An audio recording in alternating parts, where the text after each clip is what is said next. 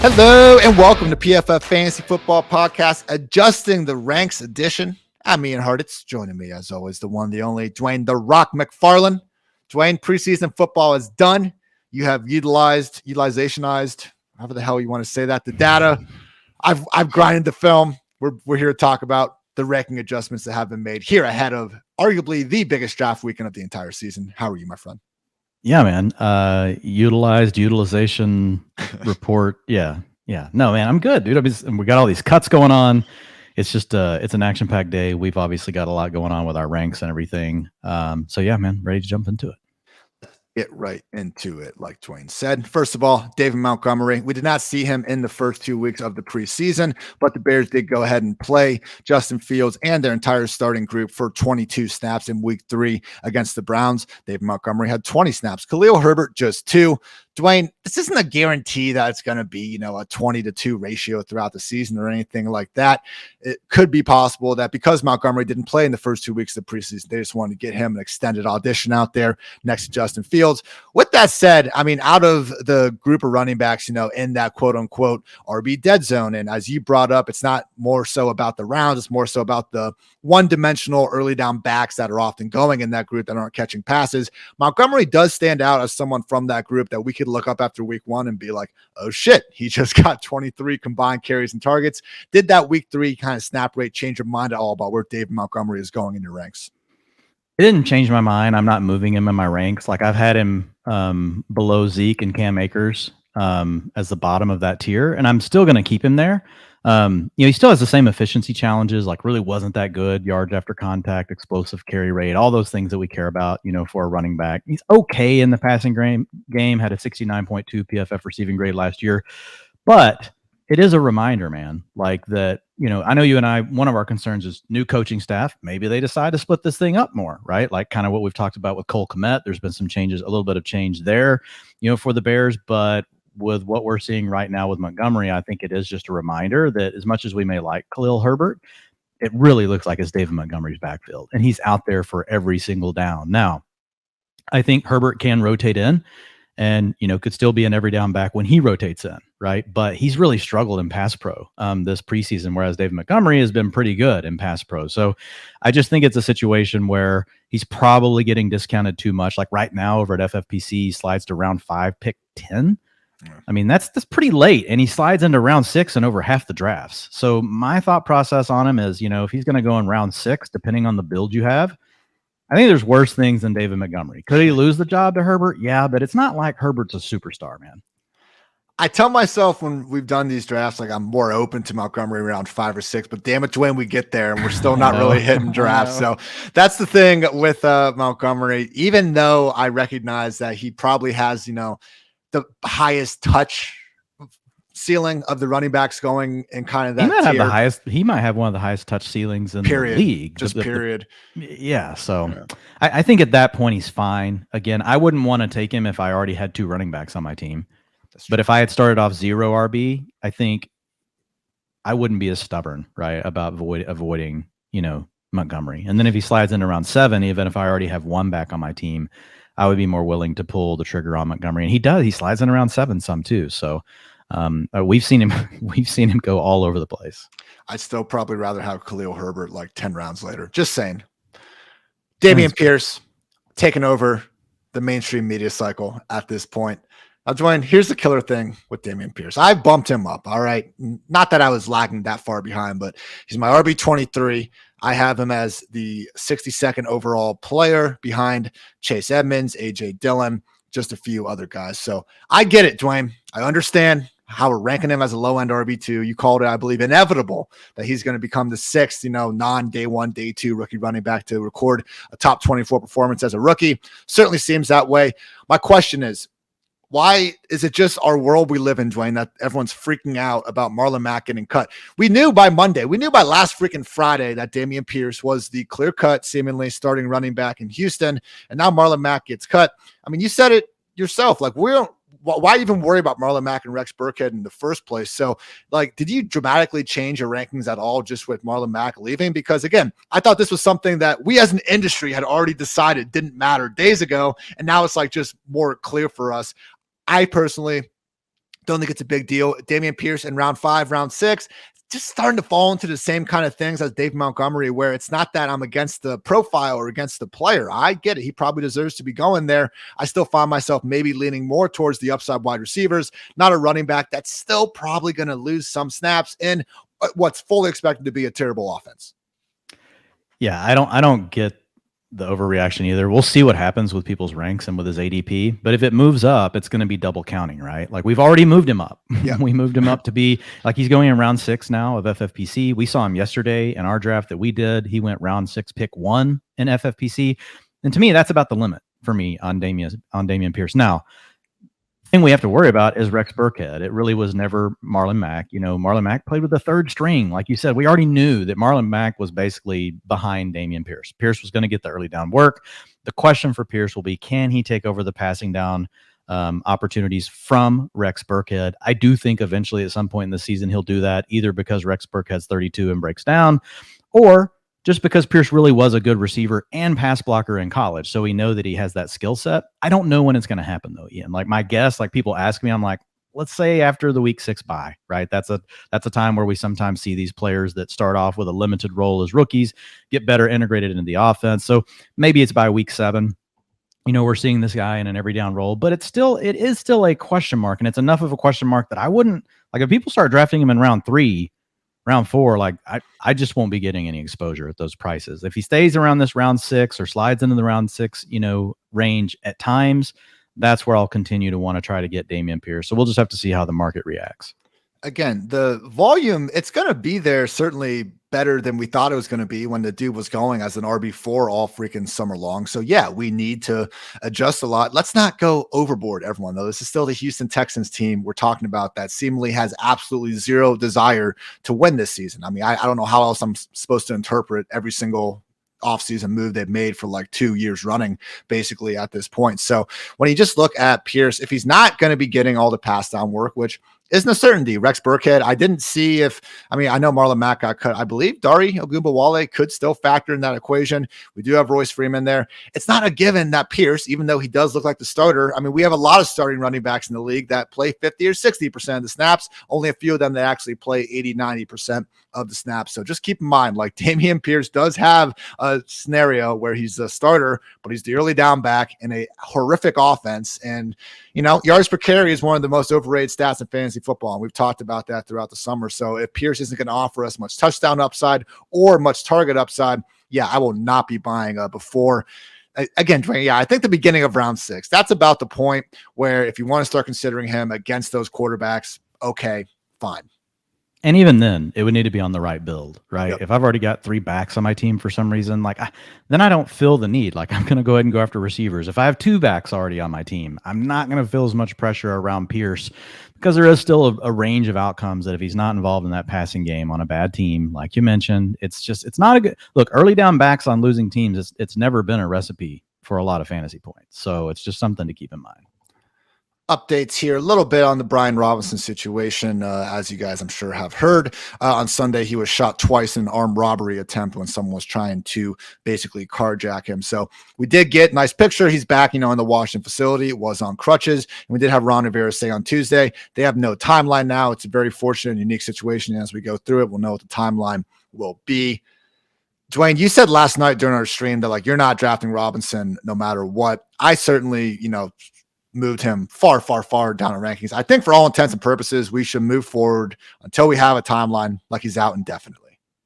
Yeah, that's the way I'm going to approach it. I mean, if you've been, it's really sad. Like I'm not trying to make light of the situation, but just being shot twice, even if it missed the major part of your knee, it still went through muscle and all sorts of stuff, right, that you're going to need. So I really struggle with it. I guess if you're in a 20, round format, you want to take a swing on a guy like him late.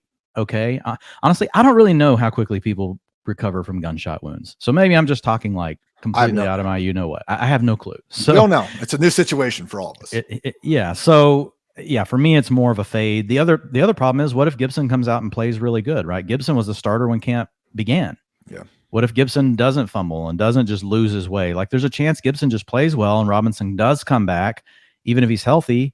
And by then, Gibson's just locked in as the early down lead, and then Robinson's just getting, what we thought Gibson was about to get, which was maybe just some scraps. So, and again, he's not a passing down guy. So I just feel like there's just too many things, for me to really worry about using a roster spot on Robinson unless I'm in a really deep format.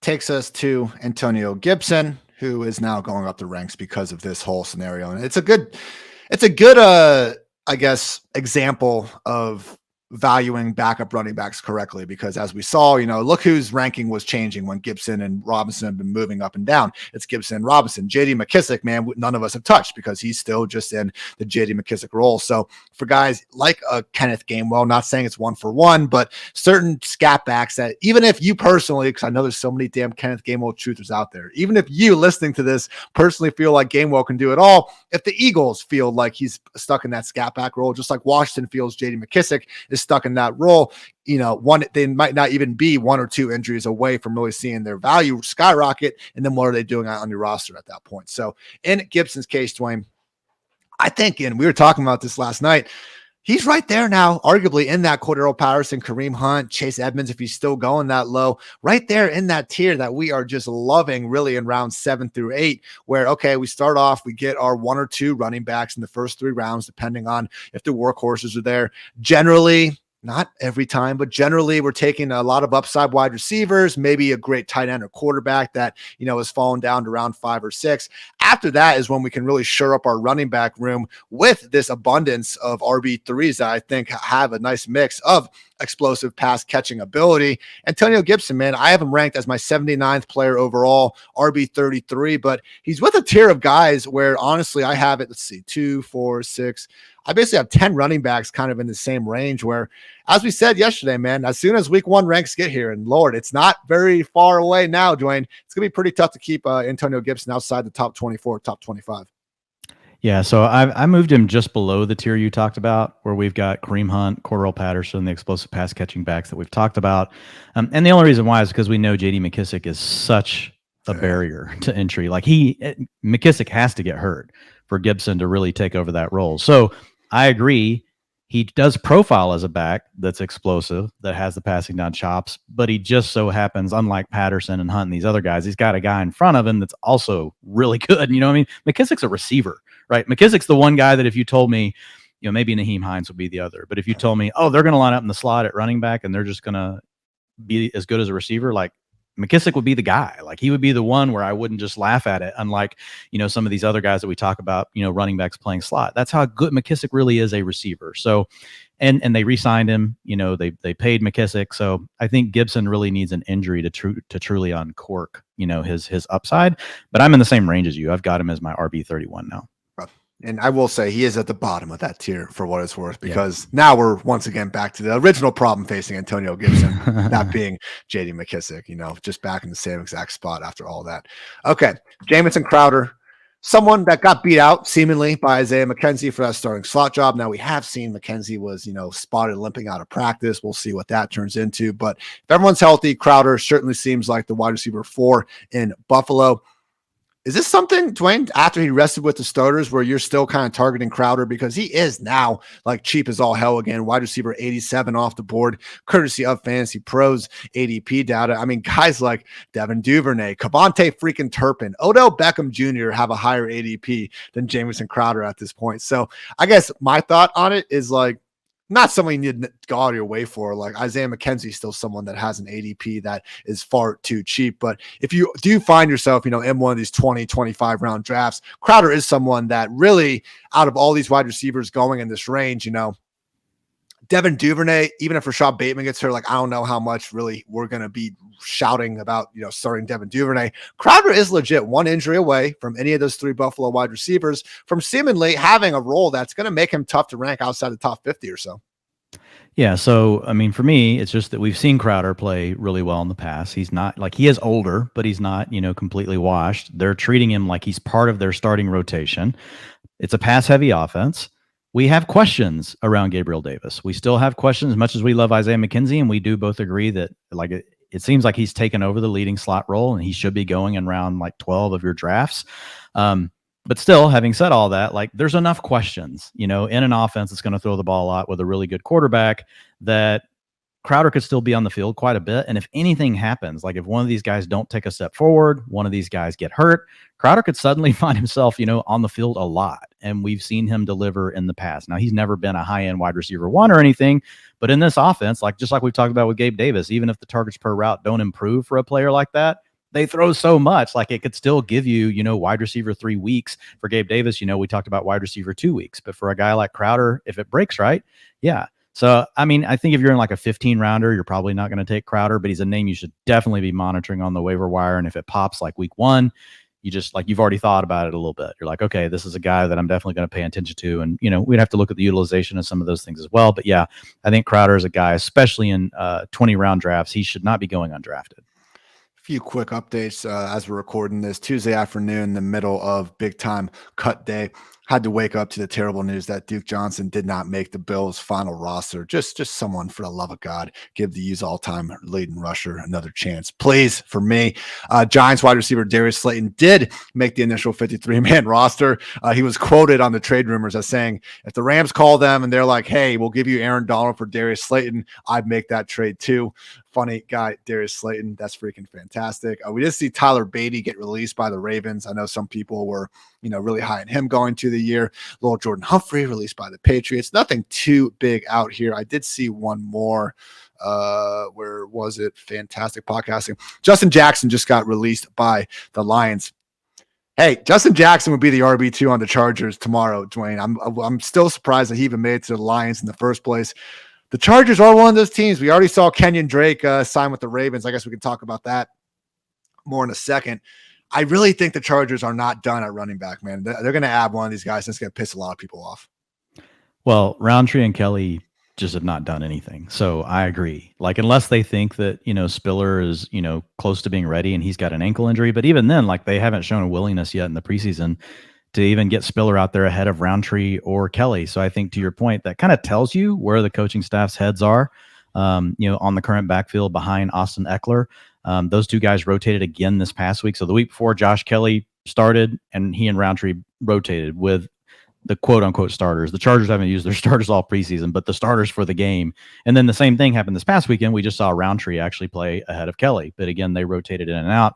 And again, just looking at these guys and their profiles, there's not a lot there. So I'm with you. I don't think there's a reason that, the Chargers should hold back. A guy like Justin Jackson immediately would probably enable them to cut, one of those guys, and he probably becomes the RB2. And that would also that would hurt Spiller as well. Because one of our big things with Spiller is, even though he's still struggled this preseason, it's been but it's just Roundtree and Kelly. Come on, he can surely eventually take it over. And maybe that's still the case for Spiller. But if a guy like Jackson signs there, that will hurt.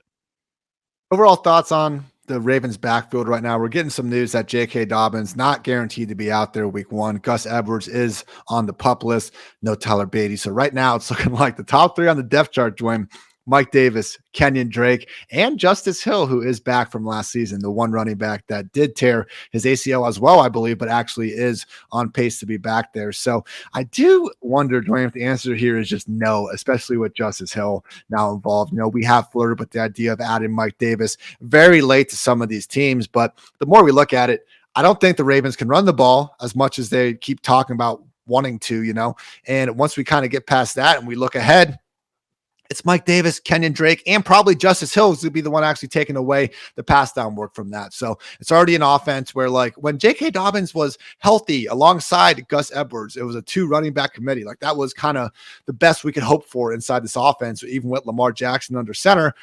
It's not like Dobbins was knocking down the door of this top 12, top 15 weekly running back to rank. He was still kind of in that RB2 range with guys like Antonio Gibson, who also, unfortunately, aren't catching passes. I don't know that I can confidently, even though there's a lot of opportunity here, Dwayne, I struggle to be too excited about Davis or Kenyon Drake, because what are we really talking about here, man? The over-under, if someone set the over-under at 10.5 touches for either of those guys in week 1, I'd be pretty afraid to hit the over. I recognize it's in their range of outcomes, but this whole situation it's so tough to read. And they're playing the Jets week 1, which is the reigning worst defense in the league against RBs and fantasy points per game allowed. So it sure would be nice if we kind of could figure this out. Yeah, I'm still fine with Davis in round 15, 16, because what I was projecting him for was really the Gus Edwards role, which was the secondary role right behind the lead role if it would have been Dobbins. And so I think he's at least going to do that. and you're getting him in round 15. So if Dobbins is ready to play, I think he's definitely going to be the next man up.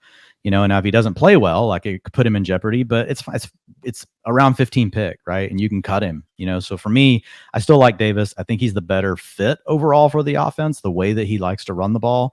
He's very similar to Gus Edwards. So I like Davis still. You don't need to reach on him. He's been creeping up a little bit. We were getting him like around 17 or 18 in these FFPC drafts that you and I have been doing. And then yesterday we saw him go right in front of us at round 15. So I don't want to reach past that. But again, it does just depend on my roster construction. Like I wouldn't say I would never pull the trigger on, Mike Davis in round 14, but you got to take into context, well, what running backs are really available in round 14? There's not very many available. So I don't know how much I'm really saying here.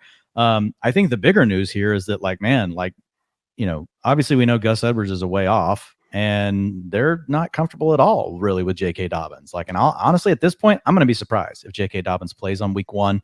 So I think Dobbins is another guy that people just continue to overdraft. Like he's moved up since, coming off of the pup. And there's people sometimes spending a round 4 pick on Dobbins. There's no way you should be doing that. We agree he's not your typical dead zone profile because he's an explosive playmaker, but they rotate multiple guys. To your point, he's not really that involved in the passing game, even though he plays passing down snaps because Lamar Jackson's just like, I'm taking off, bro. See ya. Going to go score a touchdown. And then, they could run the ball more. They might not throw the ball as much so that even if you're out there on passing downs like Dobbins could be, I don't know, man. I'm struggling with Dobbins. Gus Edwards, I'm not drafting anymore. So Mike Davis really still is the only guy I'm drafting. I would say, as far as looking at Kenyon Drake, I just put him at the very bottom of my ranks just to basically say, hey, yes, he did sign with the team. But it just wasn't looking good, man. It just wasn't looking good with the Raiders. I'm just concerned. Is this Kenyon Drake? Is he just complete dust? Is he just completely done? I don't know. And I think the other thing, Kenyon Drake really could be the guy. They may want him to take on some of the passing down work, which again is it's not worth much in this offense. To your point, it's been Justice Hill so far this preseason. I guess my only thing with Mike Davis, we're drafting him for some of this early season potential fill-ins, but would you start Mike Davis or Jamal Williams in week 1? If Dobbins is out. If Dobbins is out, I would start Mike Davis. Even then, man, I feel like it's so up in the air. Could be right though. And to your point, but here's your thing: you don't have to start him week 1 for him to be valuable to you in the early part of the season, right? You could just on that call, you could say, I'm just going to start Jamal Williams, and you see what happens in week 1 with Mike Davis, and you're going to cut him, or you see what you need, and you're like, okay, fine, I'm going to use him week 2. So that's my take on it. And again, it's where you're taking him. He's still around 15, round 16 pick. So looking relative to all the other backs that are there, we're going to have a lot of questions about all of them. It just depends on what you're looking for. If you're looking for upside later in your season, Mike Davis isn't the pick for you. If you really did go hero or zero and you're not sure who you're starting week 1, then at least just put Mike Davis in the mix. Even if you don't start him week 1, week 2, week 3, week 2 and week 3, maybe he helps you out, and then you cut him when Dobbins comes back. So don't get carried away with him for sure, because the shelf life, even if he is the lead guy, is probably not going to last that long. Treylon Burks, the conversations after the first 2 preseason games, is he going to be the Titans wide receiver 6? Well, Treylon Burks received a single target the entire 2022 season. Dwayne, it looks like the Titans, in fact, have plans to feature their first round pick to some extent in the offense. Now, we still have issues here with Robert Woods, being back, being the number 1, but at a minimum, we saw in the 3rd week of the preseason, Treylon Burks looks to be in the top 4 at this point. Now, whether it's going to be Woods, Nick Westbrook-Akini, maybe even Kyle Phillips in 3 wide receiver sets ahead of Burks remains to be seen. We also saw Burks, score a touchdown, look pretty big and fast doing it. Wasn't exactly, a ton of resistance on the play, but we get these preseason touchdowns and people tend to boom the ADP accordingly. Did you change your ranking on Treylon Burks at all based on what happened in week 3? No, but we didn't. I didn't really move him down that much. I basically just allowed ADP to move him down in the tier that I had already had when his ADP slipped, just so nobody would reach on him. But he still qualifies for the same tier. He's a first round player that's definitely got a pathway to targets on a team that they don't have any elite options. We like Robert Woods. We do not love him. So I'll be, surprised if Treylon Burks by week 3 or 4 is not one of the top 2 receivers on Tennessee. And if he's not, that's fine. Like you can get out. And remember, you're drafting these players where you're getting them for their upside. You're not worried about starting Treylon Burks in week 1. You're getting him in round 10 in sharp drafts like FFPC. You and I got him round 11. Yeah. I checked earlier on ESPN and some of these other home league sites. He's still going like 117. So that's like the end of round 10 in a 12-team league. So, just know that you're not putting him in your starting lineup at the beginning, of the season. But guys like him, Garrett Wilson, these first round draft picks, like some of them are going to come through. And we've seen the guys that we thought were not starters in the past. I know we've made fun of the Justin Jefferson thing, but it stands true, right? Olabisi Johnson was the starter. A bunch of people cut Justin Jefferson that year. And guess what? Week 3 pops off. Yeah. So it can happen for these types of guys, but just remember why you're drafting them. Do not think of them as a starter when you're drafting them. If you do, it's going to make you, it'll make you never draft them. Because if you told me, hey, Dwayne, let's take Treylon Burks, we got to start in week 1, I'd be like, no, let's not take Treylon Burks. So just remember, even if you're taking him ahead of a guy that maybe you're targeting Jacoby Myers as your wide receiver 3, like a round or 2 later, to get your arms around some of the upside, like a Garrett Wilson or Treylon Burks, you have to take them before you take Jacoby Myers. So don't think just in a mindset of, I got to take my starter first. No, grab your upside player, wrap back around, get Jacoby Myers as your starter the next round. You just got to play the ADP game. The ever-evolving New England Patriots backfield. We've lost 2 members, Dwayne. Kevin Harris, gone. Also have J.J. Taylor, gone. This now leaves Dameon Harris, RB1, Ramondre Stevenson, RB1, whenever Dameon Harris is out of the picture for whatever reason. And as the tentative pass down back, Ty Montgomery, although he is still dealing with the ankle injury. You can kind of read between the lines, though, and just see that when they do cut Harris and they waive J.J. Taylor, you would think that they still feel somewhat okay about Ty Montgomery's, recovery from that. So the question, Dwayne, I think we were already kind of figuring out that Ty Montgomery wasn't necessarily going to be the James White, Stephon Ridley, just consistently involved on every single pass first situation. We did get the report that it was going to be more maybe, first drive Dame, second drive Stevenson, timeout more in just pure 2-minute situations, which again is something that your utilization report always does a great job sifting through. With Stevenson and Dameon Harris, though, if it is a 2 running back backfield, all of a sudden this gets alluring, not just for Ramondre, but also for Dameon. I know it took a while to get here, but depending on the timeout injury, like Dwayne, in week 1, Ty Montgomery is out, and we know it's going to be a 2-back committee with Dameon Harris and Ramondre Stevenson. It's not Aaron Jones and A.J. Dillon. With that said, it's going to be tough to keep both those guys outside the top 30, and those are the type of running backs we want. Yeah, so I think the challenge here is just how long is Montgomery hurt for, because now I still worry, like, okay, great, he's got a sprain, he's got an ankle or he's got a lower extremity issue. I don't even know for sure. I think it was ankle, but he's eventually going to be back. Like, they didn't cut him. So then what happens? Like, are they going to rotate 3 guys? Are they going to, go back to their niche roles? We know we've heard them talk about just using all 3 backs on all the downs. And that would open that alone does open the door, in my opinion, for Stevenson, or to your point yesterday when we were podcasting, Dameon Harris, like, to take a step forward.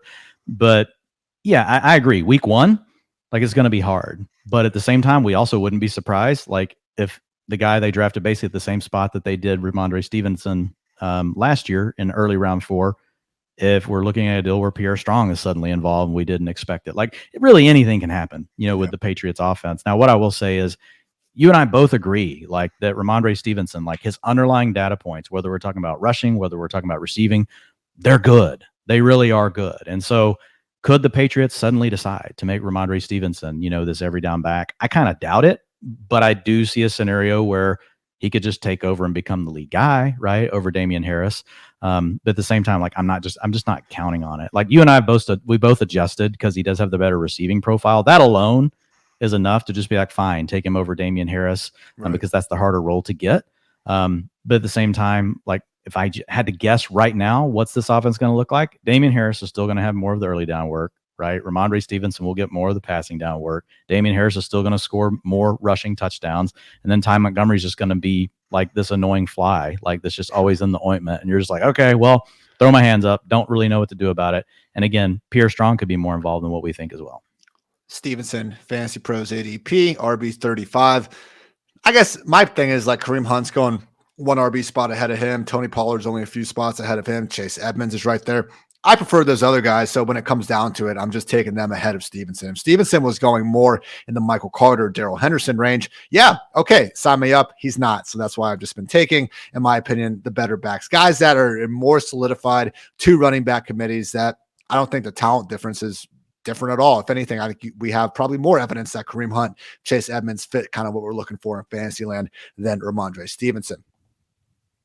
KJ Hamler talked about this on our lovely Football Guys stream, but there was good evidence from him actually getting back out there on the field for the first time since tearing his ACL and dislocating his hip at the beginning of the 2021 season. And we talked about just how the 16-yard Treylon Burks touchdown boosted his ADP. There was a 4th and 1 play call where they had Hamler run a little sluggo, toasted the corner, who was sitting, on a short route because it was 4th and 1. But you could see Hamler puts the hand up, stomping on the ground when the quarterback took the 3-yard completion instead of throwing the 40-yard touchdown to him. But just watching some of the routes he was able to put on film out there, he looked healthy. He looked fast. He looked like someone that could be out there, man, as a full-time wide receiver 3 from day one. Now, looking at this offense, it's Sutton, it's Judy, and then there's going to be a drop off to Hamler. I'm fully expecting him to be the guy taken off the field when they're going to run their good amount of 2 wide receiver sets. But KJ Hamler, someone that really we haven't seen get the boost in ADP, despite Tim Patrick, tearing his ACL, despite Hamler coming off the pup. And unlike guys like Godwin, like James Robinson, J.K. Dobbins, who might not be on the pup, but we're also really kind of wondering about their week 1 status. Again, to see Hamler go out there and play and look pretty good doing it, Dwayne, he could go out there week 1 against the Seahawks secondary. If we see KJ Hamler do what KJ Hamler does best, and that's take the top off the defense, this is someone that's just going to be, again, on the cover of every single waiver wire article out there ahead of week 2. I think that there's a tier of these wide receiver 3 types that you can really look at in fantasy drafts of all shapes and sizes.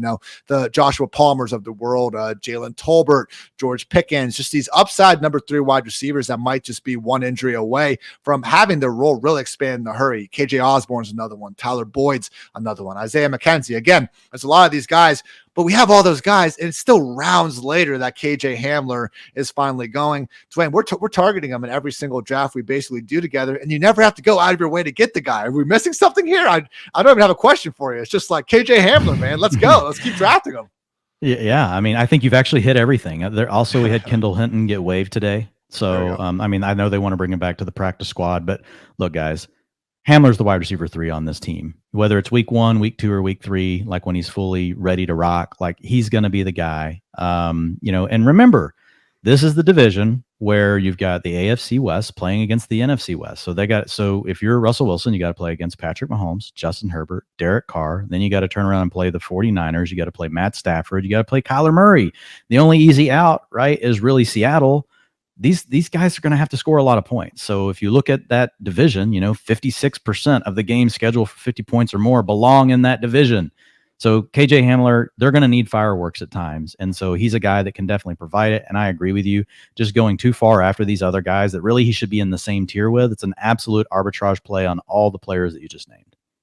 I would rather draft KJ Hamler than Josh Palmer, personally. Ooh, yeah, I can see it. Why not both, Dwayne? Why not? Yeah, I'm good with both. But I mean, if I had to pick, and his ADP were to rise and get more in alignment with where it should be, I would choose KJ Hamler. Because again, like Josh Palmer, KJ Hamler is like Josh Palmer before Jalen Guyton got injured. I'm not comparing Guyton to Tim Patrick in terms of their on-field ability, but that's still going to probably be a rotation, or we at least have to worry about it. With Hamler, like he's locked in as the wide receiver 3 now. Again, that Tim Patrick injury just dwindling down the Denver Broncos wide receivers from 4 to 3. Can't overstate how important that was for Hamler, for Judy. And even though we kind of already assumed Sutton had that job secured, now we really know for sure. Dwayne, our sleeper of the day, brought to you by our lovely friends over at Sleeper, one of my favorite places to go for mock drafts, which will be streaming here on the PFF YouTube channel, I believe as early as tomorrow, Wednesday, August 31st, if there's 31 days in August. I'm not entirely sure. Anyway, Dwayne, sleeper of the day, Miami Dolphins RB2, Raheem Mostert. Saw him out there in the preseason, still looking all kinds of speedy. Sonny Michel no longer on the squad. It looks like ahead of week 1, this could be Chase Edmonds 1A, Raheem Mostert 1B. Maybe it's more of a clear 1-2 punch, but at a minimum, man, Raheem Mostert is someone that really has been borderline free. I mean, going in the very late rounds of drafts, like when you look at some of the rookies and guys going around him that either don't have roles or don't have much of a access point to upside, I don't think Mostert has this sort of 3-down handcuff ceiling as someone like Isaiah Spiller, or even like a Tyrion Davis-Price or Zamir White. But, Dwayne, we get into the running back 50 range, and all of a sudden we have a guy in Raheem Mostert who maybe he can make the most out of 10 to 12 carries per week. And if something did happen to Chase Edmonds, to your point last night, it'd be pretty hard not to start Raheem Mostert for at least however long that would persist. And we've seen Raheem Mostert actually play the passing down role in the past in the Shanahan offense. Like, he's been around a while, so it's not like he's never done it. Like, I think if Chase Edmonds went down, like, my first inclination, the biggest thing with Mostert, right, is can he stay healthy, right? And he's 30.4 years old when the season starts, but he doesn't have a lot of wear and tear on him. Most of his playing time has honestly been special teams until the last few years, but he hasn't been able to stay healthy. But I don't really have questions about him in the receiving game. Now, he's not Chase Edmonds. He's not going to like break down a linebacker on a Texas route, Ian. But, like, he can get involved. He can get involved in the passing game, and he's an explosive playmaker, especially in space. So, I mean, if something did happen to Chase Edmonds, like, I think I would be hard pressed to not think that he's going to see 60% of the snaps for that week. Now, maybe they eventually bring someone in to help offset that. So they're supposedly shopping Myles Gaskin right now. So, I mean, we'll see what happens with that. They still have Salvin Ahmed. We know that they're going to use some sort of a rotation, but I'm with you. I think he would definitely be the lead guy, and I wouldn't put it past him to also handle passing downs. If Myles Gaskin hangs around, like, I would immediately think that he would take the passing down role, right, if Chase Edmonds went down.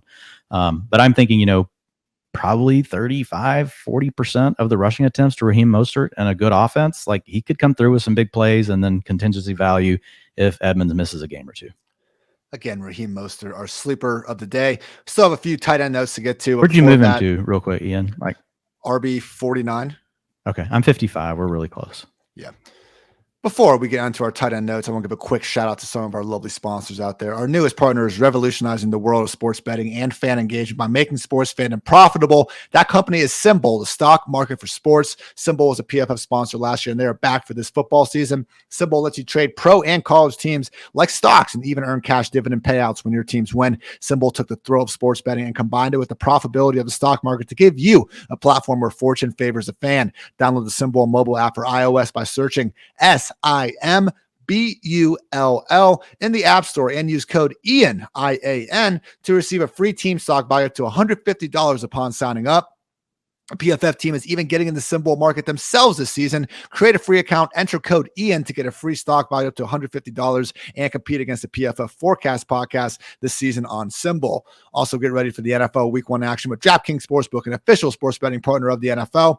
Bet just $5 on any football game and get $200 in free bets instantly. And now everyone can experience the thrill of DraftKings early win promotion. Get up 7, you win. Bet on any NFL team of your choice. And if your team leads by 7 points at any point during the game, you get paid instantly, even if your team loses. DraftKings is safe, secure, and reliable. Best of all, you can deposit and withdraw your cash whenever you want.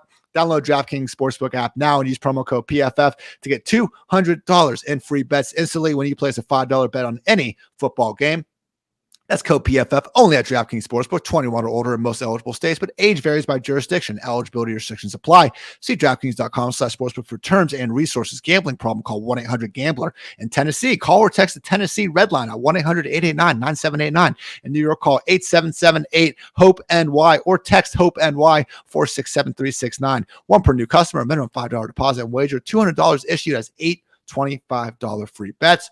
Also, if you haven't heard by now, Underdog Fantasy, the best and easiest place to play fantasy football this summer. Underdog will actually double your first deposit up to $100 when you sign up with promo code PFF.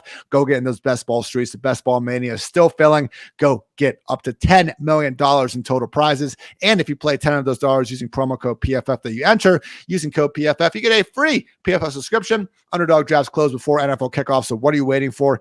Head on over to UnderdogFantasy.com or the App Store. Play $10 with code PFF and draft your best ball mania team today. And finally, Manscaped, the leader in below-the-waist grooming. Now trust them with the whole shebang. Join the 4 million men worldwide who trust Manscaped by going to manscaped.com for 20% off and free shipping with the code PFF. Again, that's 20% off with free shipping at manscaped.com and use code PFF. It's time you enjoy the finer things in life and get yourself a platinum package for your platinum package. Dwayne, a lot of good tight end takeaways from week 3, actually, probably more so than any other position out there. Quickly, Noah Fant, don't draft him. Anything else to say? Yeah, don't draft Noah Fant. Only 54% route participation with Geno Smith and the starters. Like, we want to be at 80%. We can handle 70%. 65%. You're saying there's a chance. 55% and below, bad. Doesn't really matter how good they are. It's just really bad. So yeah, just a few more and we'll hit them quickly. So David Njoku has been in a route over 80% of the time with the starting quarterbacks, whether that be Jacoby Brissett or week 1 when we saw Deshaun Watson out there.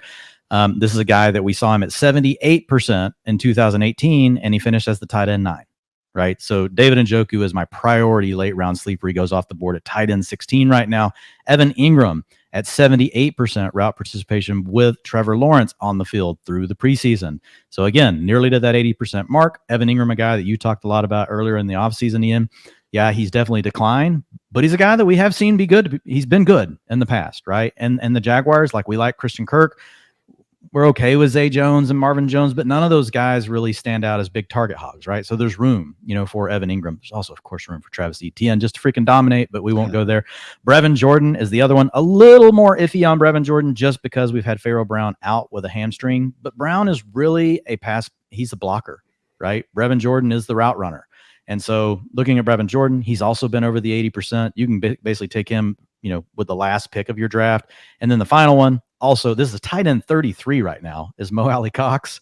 And Mo Alley-Cox has been out there for 75%. And so we had an injury that occurred a couple of weeks ago to one of the other tight ends in that room that's really opened things up for Mo Alley-Cox when he's been on the field with Matt Ryan. So those are all late round guys that you can look at. And if you're playing, in a really deep league, like, you're not going to take Brevin Jordan and Mo Alley-Cox in most normal leagues. But if you're playing in a 20 rounder, like, those guys are definitely on the board. But Njoku and Evan Ingram should be drafted in pretty much every draft. Final note here on tight end. Bears actually released James O'Shaughnessy with a non-football illness related issue. I will say, though, Ryan Griffin with the first team offense, 14 snaps and 4 routes. Cole Kmet, 15 snaps and 9 routes. It's not that Ryan Griffin or James O'Shaughnessy was ever going to take away Cole Kmet's number 1 job. But when we just look at last year and we say, oh my gosh, like, Kmet had 90 targets, what's stopping him from getting 110 targets? If Ryan Griffin is going to make this a 1A, 1B, or even a 1-2, we need Cole Kmet to be the overall one for him to make up for really the underwhelming kind of efficiency measures we've seen from himself and the projected underwhelming just general nature of this entire Bears passing game and offense for that matter. So Cole Kmet, Dwayne, still someone that I am not taking as a top 12 tight end. Yeah, and it's just, he's going as tight end 13, right? And so I'd rather take Njoku as tight end 16. I'd rather take Irv Smith, rather take Evan Ingram at tight end 20. Is really the way I'm looking at it. There's 10 tight ends. There's 10 tight ends to take. And if you don't get one of the 10, wait until Njoku or Irv Smith, basically. Yeah. And I'm honestly, like, I'm tempted to just make Njoku like part of the 11. Let's just say there's 11 tight ends. You know what I mean? Like, I feel that good about him. So I will say with Kmet, 75% route participation with the starting quarterback, which isn't, if you look at it over the entire preseason. The other thing is Ryan Griffin's not really a blocker. Like, our big concern with Chicago is they come, Luke Getsy comes from the Packers, where they utilize Mercedes Lewis and all their 21 and 12 personnel stuff. And that's why we would see Robert Tonyan, Ian, not on the field enough like we would like outside of the injuries that he was suffering. And so that would be the only thing with me for Kmet. 75% is still pretty close. And Ryan Griffin's not the kind of guy that's just going to be out there in 21 personnel. In fact, Cole Kmet might be the better option for that. So I think he's still in a range where it's fine. I just like some of the other guys at later ADP. I have the Njoku tight end 13. I agree. He's way too cheap and he deserves to be prioritized in this group. I put him alongside Gerald Everett and Irv Smith as probably my 3 favorite kind of late round tight ends in that group. It just comes back to, man, should be a lot cooler if you had an actual QB out there, David Njoku. I know it's nothing that he can exactly do about it for the time being. That's the only reason why Njoku is not part of that top 11. Yeah, I think that's fair. We're not crazy about, rostering players are going to be with. Yeah, I'm with you. Jacoby Brissett, man. That's all you got to say. That's all you got to say. And I will know. You could say that in any context, and I'll know what you're saying. It'll mean something bad. I mean, we could just be hanging out together and just like, Dwayne, Jacoby Brissett. Like, and I would just know. This isn't good. Something bad's about to happen. That's like the opposite of like our safe word. Yeah, what's the opposite of Amon-Ra St. Brown? But that's our when you know something's wrong, like the panic words. It's like when you send a tweet. It's like, is everything okay, man? Like, are you being held hostage right now? Oh my goodness. Okay, Dwayne. 45 minutes. We're in, we're out. We've updated the ranks for the final time this preseason. We will continue to update the ranks over at PFF Plus. You can go get your subscription. Try it out free for a week. You guys want my ranks, Dwayne's ranks, Nathan Yonke, Kevin Cole. We are actively updating them. I think I sent our freaking poor Mike 3 different copies of it today because I messed up the first one. I just felt like tinkering on the second one. Regardless, we are updating them many, many times. Yes, we have articles going out, but if you want the most updated PFF rankings, you're going to have to go get the new Pro Football Focus app. And hey, if we've helped you at all, if you've already had your draft and you're just like, man, I freaking love my team. You're roster baiting every single night, and it's just everything's feeling good for you. You've enjoyed Dwayne and I throughout the summer. I don't do this a lot because I think it's, desperate and kind of pathetic in my opinion, but hell, Dwayne, a lot of people do it. So if you wouldn't mind giving our app a 5-star review and saying something nice about it. Again, I really try not to spam you guys with the 5-star review, subscribe spiel every damn podcast. So one time, if you're still listening, you're chilling, you got a week before the storm hits, wouldn't mind Pro Football Focus, give it a nice review. If you like us, be honest. I'm not asking you guys to lie for us. So go get that Pro Football Focus app. We'll have our updated rankings there and much more goodness alongside with it. Dwayne, in this final week before the draft, you have a couple articles out there for the people. I even saw my guys list there. Do you have a my guy or two you can share with the listeners and then let them know what else you have going on at pff.com? I haven't finalized them yet, but you had a really good one. So like you had a good list. So some of the same guys, like Barkley's definitely on it. Like he's kind of been a my guy for me for, I don't know, since like March at this point. So, as soon as the draft came and went, right? Once we got through the draft, like Barkley, we were pushing him up the boards. So he'll definitely be in there. CeeDee Lamb obviously is another one. Like those are my 2 favorite players along with, to draft in round 2, obviously Kyle Pitts round 3, but I'm going to put some other good ones in there for folks. So, that are going in the later rounds. And then I'm also going to have a fade list one last time before this final weekend of drafting. I know some of you folks are still going to go ahead and draft the weekend after as well, because you want the latest information, and you guys will draft even after the first Thursday night game, which, hey, great. But for this upcoming weekend, I've got one final round of updates and just trying to make sure everybody's completely ready for their drafts. We're going to be back with some quarterback, running back, wide receiver, and even tight end episodes. The goal of those is going to make things, hopefully, 30, 45 minutes, get through the key points, get through the fades, the guys we're higher and lower on with one's PFF's finest, Nathan Yonke, resident expert ranker himself. So keep an eye out for that. I'm sure we'll have many new notes from Cut Day and stuff to talk about then. So for Dwayne, I'm Ian. Thanks so much for tuning in to PFF Fantasy Football Podcast. And until next time, take care, everybody.